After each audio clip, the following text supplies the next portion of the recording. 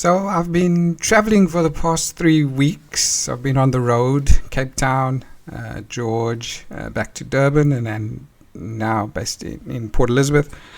So it's been a hectic few weeks for me, with relocating, moving house, and down in PE, moving my daughter out of res from university. She just completed her degree, psychology degree, and but the good news is that she's been accepted at the university to do her honors, so in psychology. So that's a good thing for us. I'm glad about that.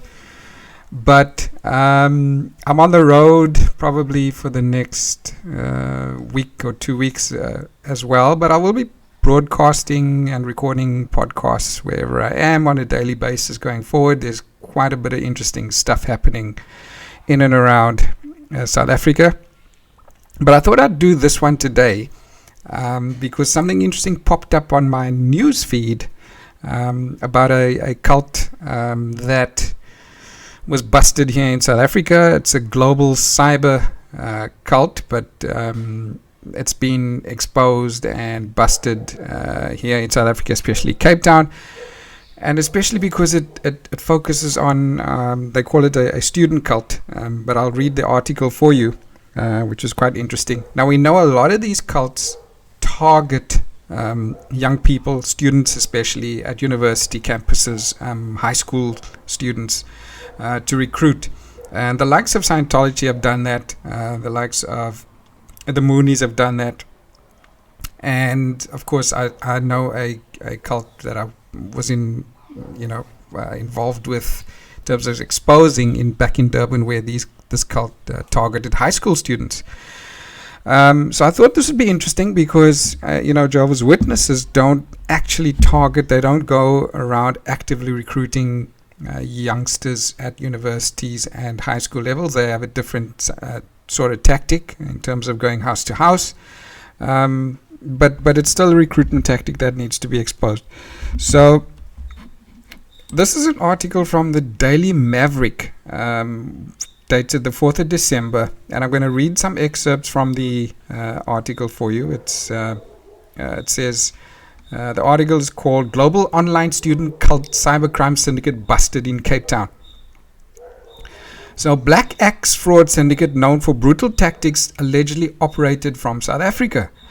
Now, Black Axe, a crime syndicate operating in several countries around the world, has been exposed in South Africa via an international investigation that initially focused on Ireland. Some authorities view the syndicate, also known as the Neo-Black Movement of Africa, as a cult. Its South African wing allegedly has security known as butchers to maintain discipline. Now, according to both South African and US authorities, it has a base in Cape Town. One of Black Axe's suspected leaders in Cape Town was brazen enough to allegedly use as an alias the name of Democratic South Africa's first president, along with a fancy title, Lord Nelson Rolihlahla Mandela. And the Daily Maverick can reveal that the international head of the syndicate, according to court papers in the US, advised members against ostentatious displays of fraudulently obtained wealth to avoid attracting attention. An Interpol report on cybercrime in Africa, which the Daily Maverick reported on last month, said that from January 2020 to February 2021, South Africa had the highest targeted ransomware and business email compromise attempts. Business email scams can involve a target unwittingly transferring funds to scammer-controlled accounts. Now, Black Axe is suspected of being behind an array of such online scams and money laundering. In 2020, Udom Emmanuel, governor of the Nigerian state of Akwa Ibom, ordered that cults, societies, and groups, including Black Axe, are hereby declared unlawful. The European Asylum Support Office, set up by the European Union, also described Black Axe as a student cult. It stated student cults are characterized by violent initiation rites and conduct illegal activities such as killings, human trafficking, drug trafficking, smuggling, extortions, kidnapping, forced recruitment, etc. Now, various reports say that Black Axe was founded at the University of Benin in Nigeria in the late 1970s and drew inspiration from the US's Black Panther Party.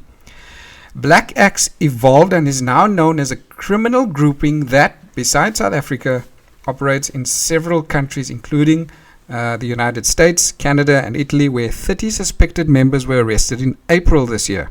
It appears that its South African offshoot was foiled recently after investigators started sniffing out cyber criminals in Ireland.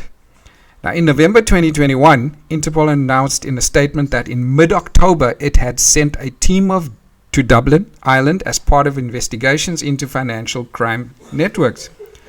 Members provided support to Ireland's Garda National Economic Crime Bureau as part of Operation Skian, an 18-month investigation into transnational financial crime, including business email compromise. And this resulted in more than a dozen arrests and the confiscation of luxury goods, including alcohol and designer clothing.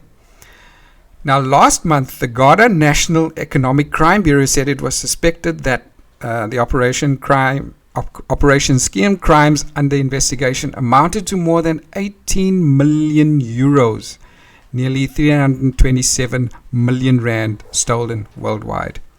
Interpol's statement said that its members helped Garda police download data and records from phones and computers seized during the operation and the crackdowns. Now, this is where South Africa fits in. Some of the data collected during the operation has triggered cooperative investigations between the US and South Africa with the support of Interpol's Financial Crime Task Force.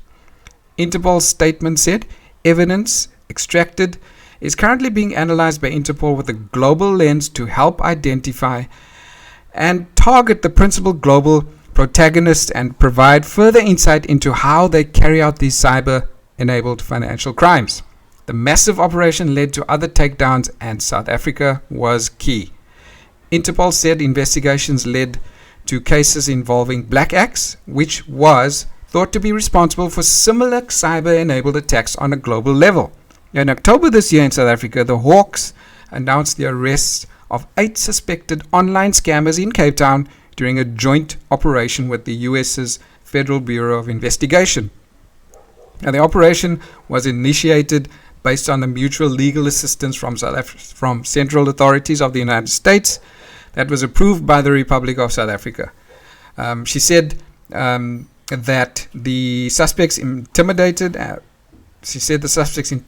and berated their victims, ruined their lives, and then disappeared. We are confident that this investigation will have a significant impact on this region and beyond. Now, Mohale told the Daily Maverick no further arrests were carried out. It was not clear if more individuals were set to be detained. The US was after the 8 arrested suspects, even 7 of whom are allegedly leaders of Black Axe in Cape Town, while the 8th is accused of operating within the group. So it said that, and the article goes on to say that it said Black Axe started out and was headquartered in Benin City, Nigeria. So this was interesting because, as I said, South Africa, and as I've stated before in some of my previous podcasts, South Africa is a country where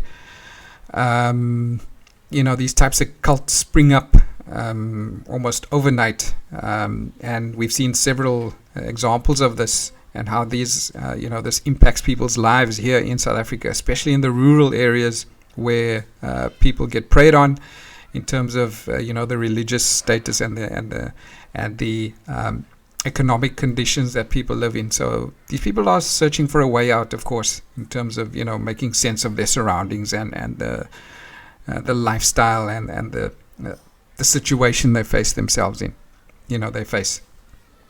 And there's a few court cases currently happening in South Africa in terms of, and I'll touch on those in coming broadcasts, in upcoming episodes, where a lot of these so-called church leaders, prophets, come from other African countries and set up churches and see institutions here, and of course fleece people of their money, and a lot of sexual abuse happens and so forth. But I'll touch on that in upcoming podcasts. So yeah, I'm actually broadcasting from outside, so you might hear the birds chirping and some noises in the background, but that's okay. The following, as I said, I'm on the road. I'll be broadcasting from another area from tomorrow onwards.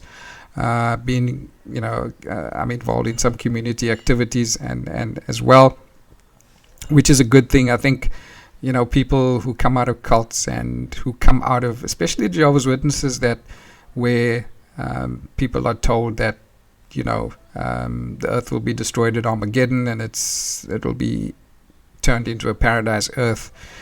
But when you leave the Jehovah's Witnesses, you realize that, this is the only earth that our current situation is the only planet. This planet is ours, and we need to make the best of it and protect as much of the environment as we can. And I think I'm throwing myself into one of these causes right now, just to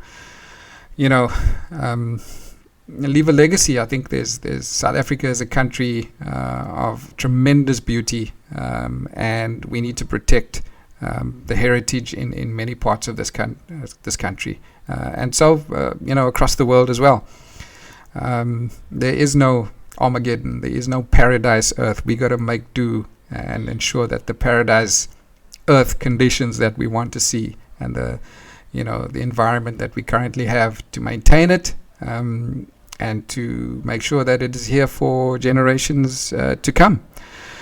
So that's the podcast and the episode for today. As I said, I will be broadcasting from different locations in the coming days.